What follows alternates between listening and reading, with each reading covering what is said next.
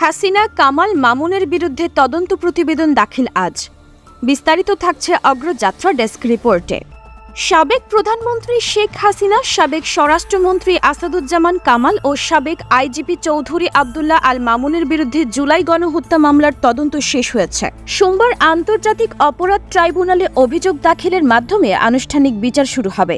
এর আগে রোববার আন্তর্জাতিক অপরাধ ট্রাইব্যুনাল সংশ্লিষ্ট একটি সূত্র এই তথ্য জানিয়েছে। জানা গেছে, প্রথমে শুধু শেখ হাসিনার বিরুদ্ধে তদন্ত শুরু হলেও পরে সাবেক স্বরাষ্ট্রমন্ত্রী আসাদুজ্জামান খান কামাল ও সাবেক আইজিপি চৌধুরী আবদুল্লাহ আল মামুনকে অন্তর্ভুক্ত করা হয়েছে। নিয়ম অনুযায়ী ট্রাইব্যুনালের তদন্ত সংস্থা প্রথমে চিফ প্রসিকিউটরের কার্যালয়ে তদন্ত প্রতিবেদন জমা দেয়। এরপর চিফ প্রসিকিউটর সেই তদন্ত প্রতিবেদন পর্যালোচনা করেন এবং আনুষ্ঠানিক অভিযোগ আকারে ট্রাইব্যুনালে দাখিল করেন।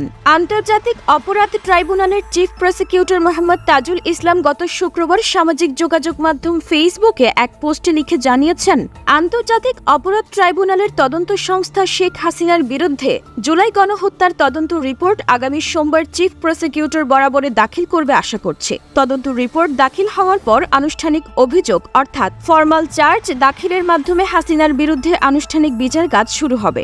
এর আগে গত 18 ফেব্রুয়ারি জুলাই আগস্টের গণহত্যার ঘটনায় মানবতা বিরোধী অপরাধের অভিযোগে দায়ের করা মামলায় শেখ হাসিনার বিরুদ্ধে তদন্ত 20 এপ্রিলের মধ্যে শেষ করতে নির্দেশ দিয়েছেন ট্রাইব্যুনাল। এই মামলা ছাড়াও শেখ হাসিনার বিরুদ্ধে আন্তর্জাতিক অপরাধ ট্রাইব্যুনালের আরও 2টি মামলা রয়েছে।